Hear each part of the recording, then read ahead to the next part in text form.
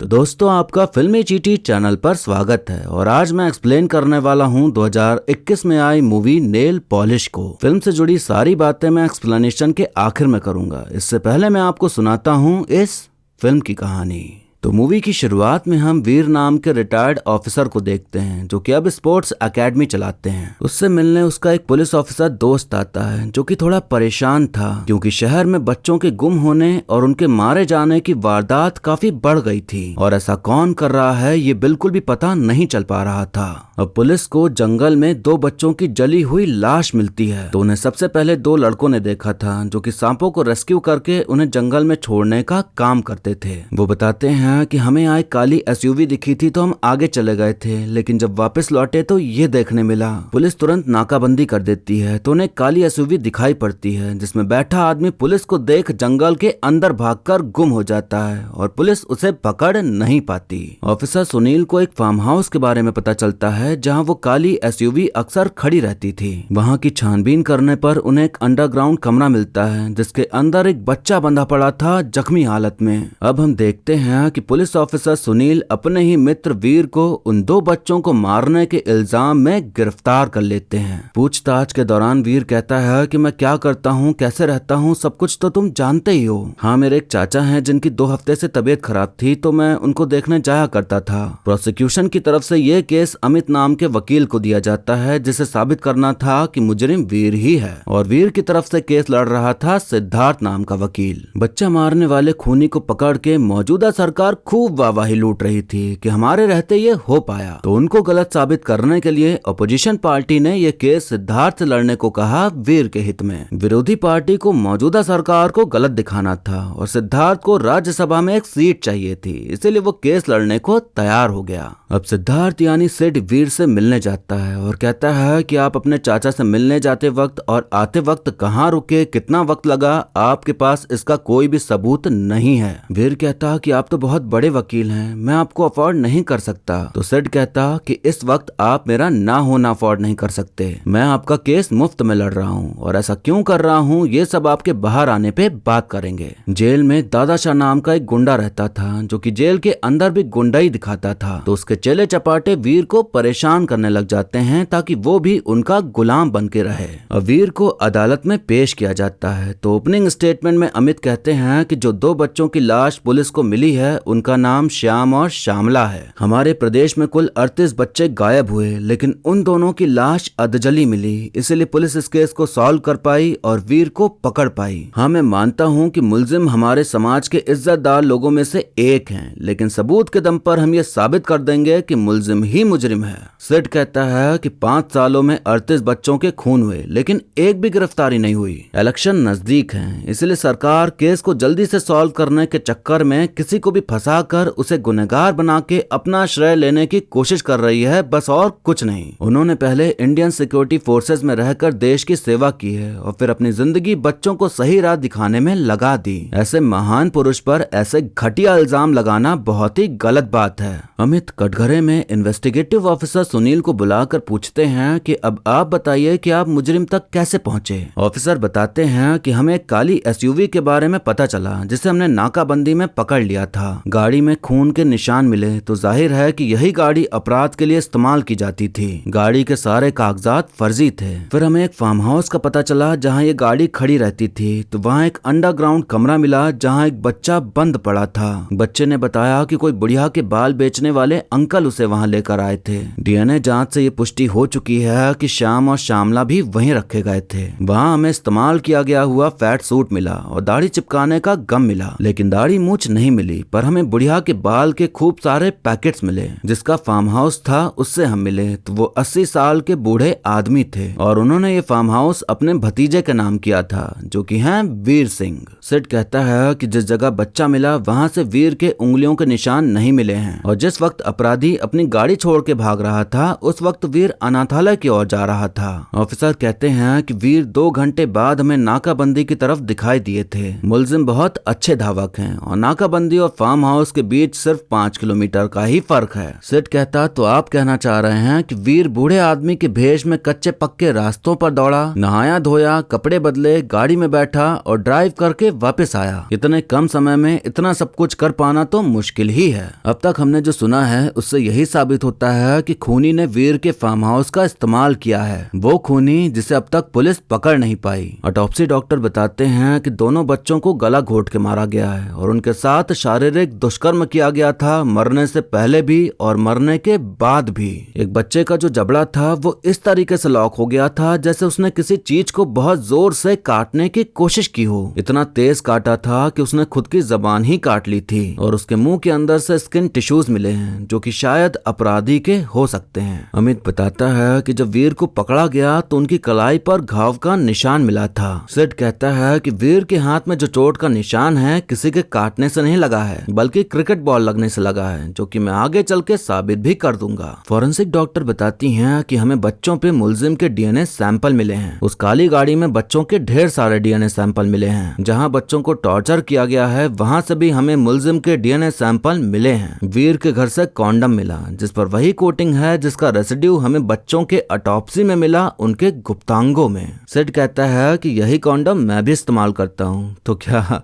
मैं भी खूनी हो गया? आपके पास ऐसा कोई भी डीएनए एविडेंस नहीं है जो बच्चे पे मिले रेसिड्यू को मेरे मुवक्किल से जोड़ सके। अगर वीर के डीएनए सैंपल उसके फार्म हाउस पे मिले तो उस गाड़ी में क्यों नहीं मिले जिसमें बच्चों की लाश थी? वो इतने शातिर हैं तो इतने लापरवाह कैसे हो गए? जवाब यही है कि वीर कभी उस गाड़ी में था ही नहीं और फार्म हाउस उसी का है, तो उसका डीएनए सैंपल मिलना लाजमी है। अब यशपाल नाम के एक आदमी को बुलाया जाता है जो कि सिक्योरिटी फोर्सेस के समय वीर का दोस्त हुआ करता था। यशपाल बताता है कि हम दोनों कश्मीर में पोस्टेड थे, लेकिन बाद में वीर इंटेलिजेंस के लिए अंडर कवर काम करने लगा। एक ऑपरेशन में मुझे गोली लगी थी, तो ठीक होने के बाद वीर ने मुझे अपने साथ ले लिया। उसमें वीर की पहचान थी रंजीत, जो कि पत्रकार है और मैं उसका फोटोग्राफर था। वीर एक पेशेवर हत्यारा है, निहायती बेरहम, भेष बदलने में माहिर, अपने मकसद को पूरा करने के लिए कुछ भी कर सकता था। हम एक व्यापारी को ट्रैक कर रहे थे जो कि आतंकी गतिविधियों में शामिल था। तभी हमें उस व्यापारी की एक कमजोरी हाथ लगी, बच्चे।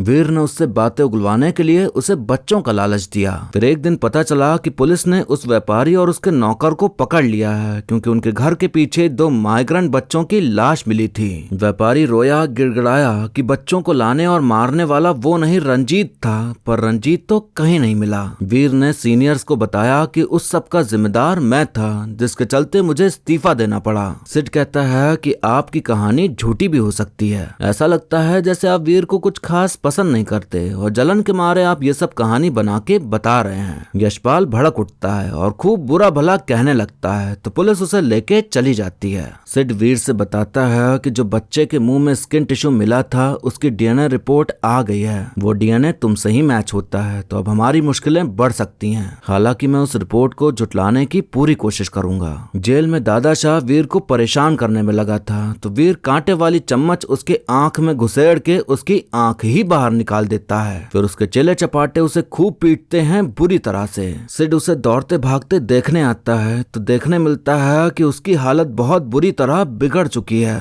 जज साहब फैसला करते हैं कि जब तक वीर अस्पताल से रिहा नहीं हो जाता तब तक इस केस का ट्रायल नहीं होगा। अब कहानी 3 महीने आगे बढ़ती है जहां सिड को पता चलता है कि वीर अब अलग तरह से बर्ताव करने लगा है। डॉक्टर साहब बताते हैं कि वो शारीरिक रूप से तो बिल्कुल सही हो रहा है, लेकिन उसका दिमाग जागना नहीं चाहता। वो अपना नाम भूल चुका है और कभी भी कुछ भी कर देता है। एक दिन वो नर्स से नेल क्लिपर मांगता है जिससे नाखून सेट किए जाते हैं। शाम को मैंने देखा कि उसके नाखून एकदम बराबर से सेट हैं, बिल्कुल लड़कियों के जैसे। जब मैंने उसे चलने को कहा तो उसकी चाल में अलग ही बदलाव था। वो एक फौलादी ऑफिसर की चाल नहीं थी, बल्कि वो एक नजाकत भरी नाजुक चाल थी। फिर एक दिन उसे सब याद आ गया। उसने अपना नाम चारू रैना बताया। सिड वीर से मिलकर कहता है कि ये सब नाटक करने का कोई फायदा नहीं। इतनी आसानी से 2 बच्चों का खून तो माफ नहीं होगा। वीर किसी महिला की तरह बात करते हुए सिड को पहचानने से साफ इनकार कर देता है। अमित सोच रहा था कि ये सब सिड की चाल है वीर को बचाने की, उसे बीमार दिखा के, पर असल में ऐसा कुछ नहीं था। वीर अपने आप को चाहे जो माने, पर वो अब ठीक हो चुका था तो उसे दोबारा से जेल भेज दिया जाता है। लेकिन वो वहाँ पर वीर नहीं चारू बन रहा था। दादा शाह तो इंतजार में था उसके वापस आने के, तो वो वीर यानी चारू के साथ जबरदस्ती करते हुए अपना बदला ले लेता है। अब उसे अदालत में पेश किया जाता है तो सब वीर को देख के यही कहते हैं कि ये पक्का नाटक कर रहा है। अमित चारू को वीर कह के पुकारता है जो कि उसे पसंद नहीं आता, तो वो अपना माथा फोड़ने लगती है और कहती है कि ये मेरा मुंह नहीं है, मैं चारू हूँ। जज साहब दोनों वकील को अपने पास बुलाते हैं तो सेठ कहता कि वीर की दिमागी हालत ठीक नहीं है, कोई क्यों जानबूझकर औरत बनेगा, वो भी जेल में जहाँ उसके साथ लोग जबरदस्ती कर रहे हैं। एक काम करिए, आप इसे मिस ट्रायल घोषित कर दीजिए और वीर पर लगे सारे इल्जाम भी खारिज कर दीजिए, क्योंकि जो आदमी आपने देखा वो मेरा क्लाइंट नहीं है, बस उसकी तरह दिखता है। इसलिए जब तक मेरा क्लाइंट नहीं लौटता हम इस केस को आगे नहीं बढ़ा सकते। जज साहब कहते हैं कि पहले तो ये पता करना है कि आपका मुवक्किल वाकई में गायब है या गायब होने का नाटक कर रहा है। अब तक सिर्फ ये केस राज्यसभा की सीट पाने के लिए लड़ रहा था, लेकिन केस इतना पेचीदा हो गया था कि अब उसके लिए ये पर्सनल हो गया था इस केस को जीतना। अब एक साइकियाट्रिस्ट नंदी को बुलाया जाता है जो कि बताते हैं कि वीर को शायद डिसोसिएटिव आइडेंटिटी डिसऑर्डर है, जिसमें कि इंसान के अंदर एक से ज्यादा पर्सनालिटीज आ जाती हैं। डॉक्टर नंदी चारू से बात करते हैं तो वो बताती है कि वो 32 साल की है और वो कश्मीर में रहती थी अपने पति विनोद और एक बच्चे के साथ। वो अपने पति का फोन नंबर बताती है तो जज साहब कॉल करते हैं तो पता चलता है कि वाकई में उसके पत्नी का नाम चारू था और वो कश्मीर से भाग गई थी। सेठ चारू से कहता है कि मैं नहीं जानता कि सच क्या है और ये भी नहीं जानता कि इस केस के मामले में जज क्या फैसला करेगा, बस इतना जानता हूँ कि तुम टूट चुके हो और इस बात को मैं समझता हूँ, इसलिए चारू अब ये केस मैं तुम्हारे लिए लड़ूंगा। अब चारू के पति विनोद को बुलाया जाता है तो वो बताता है कि हमारी अरेंज मैरिज थी और मैं उससे 20 साल बड़ा था, वो बहुत सुंदर थी तो मैंने उससे शादी कर ली, हमारा फिर बच्चा भी हुआ, पर वो मेरे लिए ठीक नहीं थी। आज से 10 साल पहले वो कश्मीर से भाग गई थी। अब चारू को सामने बुलाया जाता है तो वो विनोद को तुरंत पहचान जाती है और उससे जुड़ी बातें करने लगती है, ऐसी बातें जो सिर्फ उसे ही पता हो सकती थी। तो डर के मारे विनोद भाग जाता है क्योंकि उसके लिए यकीन करना मुश्किल था कि चारू इस आदमी के अंदर आ गई है। अब चारू के ऊपर हिप्नोटिज्म का इस्तेमाल किया जाता है उसके अतीत के बारे में जानने के लिए। चारू बताती है कि मेरा पति बूढ़ा सा था, नफरत करती थी मैं उससे, पर सोना तो उसी के साथ पड़ता था। जब पेट से हुई तो खुद को बहुत अकेला महसूस करती थी और लगा कि अब यही मेरा जीवन है। एक दिन मैं घर के बाहर बैठे गाना गा रही थी तो वहाँ रंजीत नाम का एक आदमी आया जो कि मेरी मधुर आवाज सुनकर गाना सुनने लगा। अगले दिन वो फिर आया और उसने मेरी और मेरे गाने की तारीफ करी तो मुझे काफी अच्छा लगा। वहीं से हमारे मिलने जुलने की शुरुआत हो गई और फिर हमें एक दूसरे से प्यार हो गया। एक दिन हम बैठे हुए थे तो एक गरीब परिवार दिखा जिसमें 2 बच्चे थे जो कि ठेला लगाते थे। तो रंजीत को उन पर दया आ गई तो मैंने कहा कि मैं उन्हें खाना और कपड़े दे दिया करूंगी। एक दिन रंजीत ने मुझे बताया कि उसके एक बहुत बड़े बिजनेसमैन से दोस्ती हुई है जो कि एक बोर्डिंग स्कूल को सपोर्ट करता है, अगर मैं चाहूँ तो उन बच्चों का वहाँ दाखिला करवा सकता हूँ। मैंने उससे कहा कि ठीक है, मैं उनके माँ बाप से बात कर लूंगी, वो मेरी बात मान जाएंगे। मैंने माँ बाप से बात करके रंजीत के हाथों बच्चों को स्कूल भिजवा दिया। एक दिन मैं मार्केट गई थी तो मुझे एक बच्चा एक घर में दिखा, वो भी बिना कपड़े पहने। वो घर उसी बिजनेसमैन का था। मैंने रंजीत को बताया तो उसने कहा कि ऐसा हो ही नहीं सकता, मैं खुद बच्चों को स्कूल छोड़ के आया हूँ। मैंने स्कूल को चिट्ठी लिखी तो मेरी चिट्ठी वापस आ गई क्योंकि जो पता रंजीत ने बताया था वैसा कोई पता था ही नहीं। मैंने पुलिस को सब बता दिया पर रंजीत के बारे में कुछ नहीं बताया क्योंकि उससे प्यार करती थी। पुलिस ने उस बिजनेसमैन के घर पे छापा मारा तो वहाँ बच्चों की लाश गड़ी मिली और फिर बिजनेसमैन और उसके नौकर को गिरफ्तार कर लिया गया।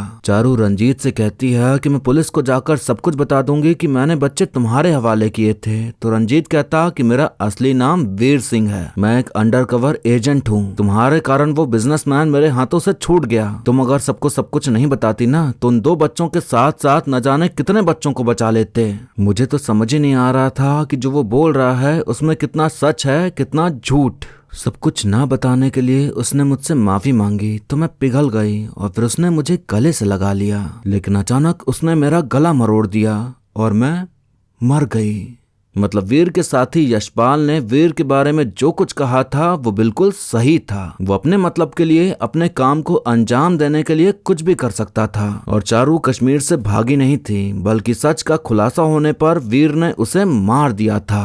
अब अदालत में कार्रवाई शुरू होती है तो अमित कहता है कि डिफेंस ने मिस ट्रायल की मांग की है, पर यह अन्याय होगा उन सभी लोगों पर जो इस कोर्ट में न्याय की अपेक्षा से बैठे हैं। हमने तो सब कुछ साबित कर दिया है। अपराध मुलजिम के फार्म हाउस में हुआ। मुलजिम के डीएनए दोनों बच्चों के ऊपर पाए गए और मुलजिम का ब्लड डीएनए मरे हुए बच्चे के मुंह में मिला। फिर भी ये कोर्ट उसे वो सजा नहीं सुना रही जो सुनानी चाहिए, क्योंकि इस केस में ये चारू नाम का भद्दा सा ट्विस्ट आ गया है। डिफेंस ये चाहता है कि हम चुपचाप ये मान लें कि मुलजिम का ये नाटक सच है, पर यह नामुमकिन है, क्योंकि मुलजिम ने ये खुद कहा कि जिस औरत का नकाब ये ओढ़ के बैठे हैं ये औरत 10 साल पहले उनकी प्रेमिका थी। तो मुलजिम के लिए उनके हाव भाव को अपनाना कोई बड़ी बात नहीं है। मुलजिम एक ट्रेंड जासूस है। जब इन्हें आईने में इनका चेहरा दिखाया जाता है तो यही चारू वीर को पहचान क्यों नहीं पाती? वीर तो इनका प्रेमी था ना। ऐसा इसलिए क्योंकि वीर ऐसा नहीं चाहता, क्योंकि इस कहानी के राइटर भी ये हैं, हीरो भी ये हैं, हीरोइन भी ये हैं, या फिर विलन कहना ज्यादा बेहतर होगा।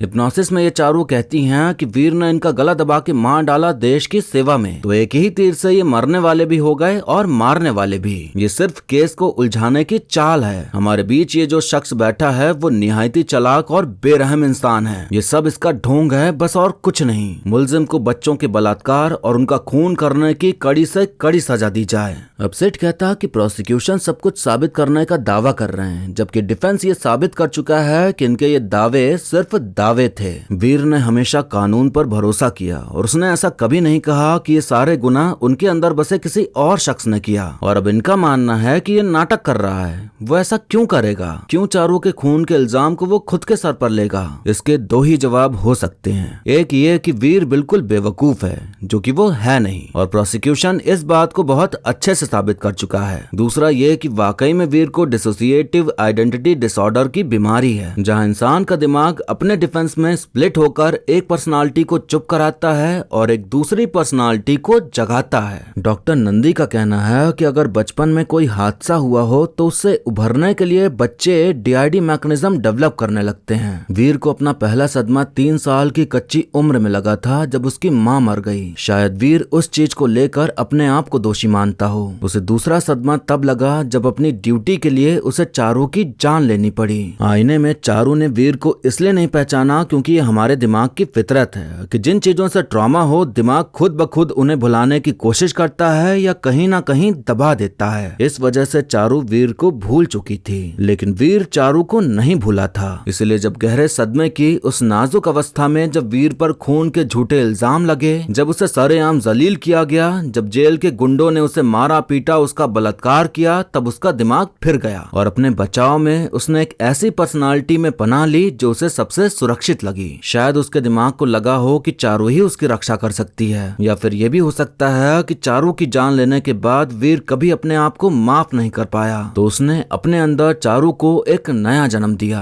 अब इस लिहाज से तो प्रोसिक्यूशन को खुश होना चाहिए, क्योंकि वो वीर की फांसी की मांग कर रहे हैं, लेकिन वीर अब मर चुका है, अब वो है ही नहीं। मैं अदालत से विनती करता हूँ कि इस ट्रायल को मिस ट्रायल घोषित कर दिया जाए। जज साहब अपना फैसला सुनाते हुए कहते हैं कि इस केस ने आज हमारे सामने एक बहुत ही गहरा और अहम सवाल खड़ा कर दिया है। आखिर गुनहगार कौन है, दिमाग या शरीर? शरीर तो बस एक यंत्र है, एक औजार है, उसे चलाने वाला दिमाग होता है। शरीर हमेशा दिमाग की ही सुनता है। शरीर वही करता है जो दिमाग उससे करवाता है। इसलिए हम महज शरीर को गुनहगार या दोषी नहीं ठहरा सकते। इस केस में जिस शरीर से शायद ये गुनाह हुआ है वो शरीर आज हमारे सामने मौजूद है, लेकिन जिस दिमाग पे ये घिनौने इल्जाम लगाए गए हैं वो दिमाग लापता है। मैं इस केस को अनिश्चित काल के लिए स्थगित करता हूँ। वीर का इलाज किसी सरकारी मानसिक चिकित्सालय में किया जाए और उन पर कड़ी नजर रखी जाए, और इस दौरान अगर वीर का असली व्यक्तित्व एक पल के लिए भी लौट आता है तो उसी वक्त उन पर श्याम और श्यामला के खून और बलात्कार के इल्जाम लगा दिए जाएंगे। अगर ऐसा हुआ तो फिर ये केस दोबारा शुरू होगा, फिर चाहे इस कोर्ट में ये शरीर चारू बनकर आए या फिर कोई और।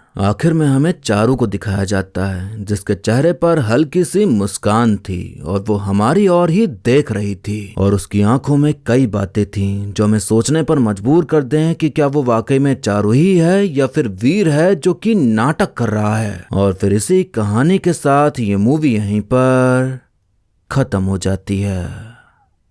तो दोस्तों, आपने देखी एक ऐसी कहानी जहां एक आदमी गुनहगार होकर भी उसे सजा नहीं मिली और ये हो पाया उसकी चालाकी की वजह से। लास्ट में जज ने फैसला सुनाया कि शरीर में चारू है, वीर नहीं, तो उसे सजा नहीं मिल सकती। तो जिस तरह से चारू ने कैमरे की ओर देखा, इससे साफ पता चलता है कि जितने भी लोग वीर के खिलाफ हैं वो सब सही हैं और वीर नाटक कर रहा है चारू बनने का ताकि उसे जेल ना जाना पड़े। ये बात एकदम क्लियर है कि वीर पीडोफाइल था, यानी कि वो बच्चों के साथ दुष्कर्म करता था और इस चीज की उसे लत थी या उसके दिमाग का घिनौनापन था, जो चाहे आप वो कह लें। पर हाँ, ये सच है कि वो इंसान के भेष में शैतान था। वीर सिक्योरिटी फोर्सेस में था एज अ अंडरकवर एजेंट, तो वो पूरी तरह से माहिर था अपना रूप बदलने में और किसी को भी चकमा देने में। तो उसके लिए आसान था चारू बनना और एक कहानी बनाना। अब जो कहानी उसने सुनाई वो झूठ तो नहीं थी, क्योंकि यशपाल ने भी बिजनेसमैन के बारे में बताया था, तो वो सब कुछ सच था। वीर ने ही चारू को मारा क्योंकि उसका घिनौना राज खुल रहा था जो कि वो चाहता नहीं था। मुझे लगता है कि वीर को चारू से प्यार नहीं था, बल्कि उसे बस बच्चे चाहिए थे, इसीलिए उसने उससे मेलजोल बढ़ाया क्योंकि वो वहाँ की लोकल थी, तो आसान था उसके जरिए बच्चों को पाना।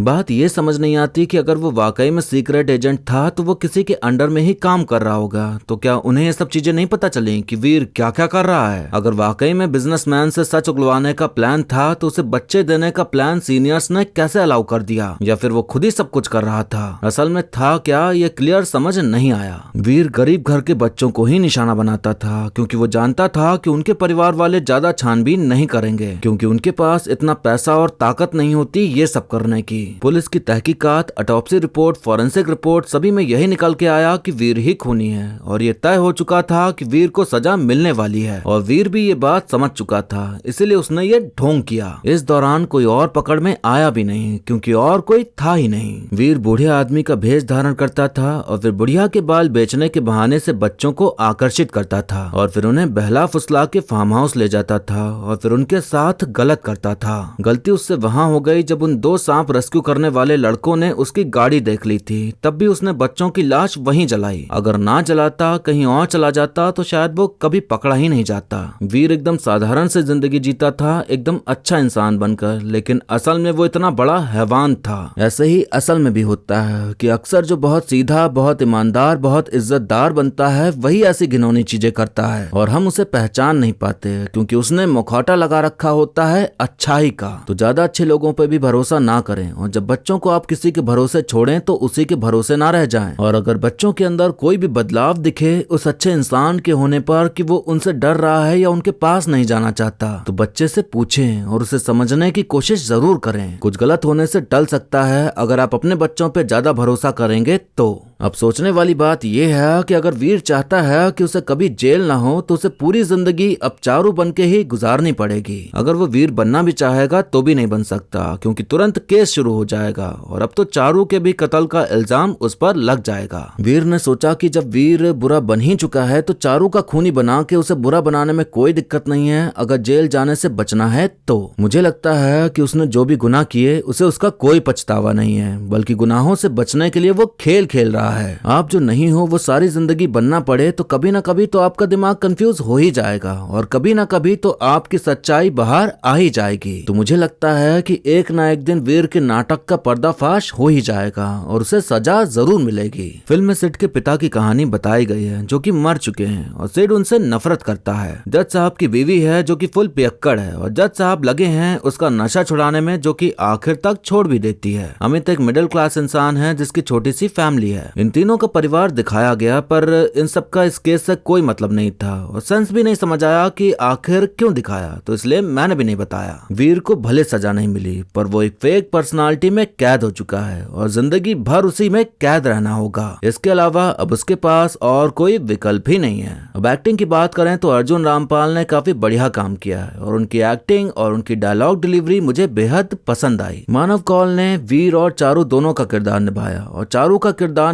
निभाना, वो भी बिना पूरी तरह लड़की बने, काफी मुश्किल था, जो कि उन्होंने काफी अच्छे से किया। गुनहगार होते हुए भी उनकी शक्ल पे दिखना कि वो बेकसूर हैं। अपनी एक्टिंग के बलबूते उन्होंने हमारे इमोशन से काफी अच्छे से खेला, जो कि विलन का यही काम होता है। और बाकी सभी सह कलाकारों ने भी बढ़िया काम किया है। होली की छुट्टियां मना रहा था, इसलिए वीडियो लेट डल रही थी, पर अब पूरे फॉर्म में आ चुका हूं, तो वीडियोस आती रहेंगी। आप सपोर्ट बनाए रखिएगा। और जो नए लोग हैं जिन्हें वीडियो अच्छी लगी है, ऐसे ही और अच्छी मूवीज की एक्सप्लेनेशन देखने के लिए हमारे चैनल को सब्सक्राइब कर लें, ताकि आगे भी आपको ऐसे ही अच्छी वीडियोस मिलती रहें। बाकी मिलते हैं अब अगली वीडियो में, तब तक के लिए टाटा बाय बाय और नमस्ते।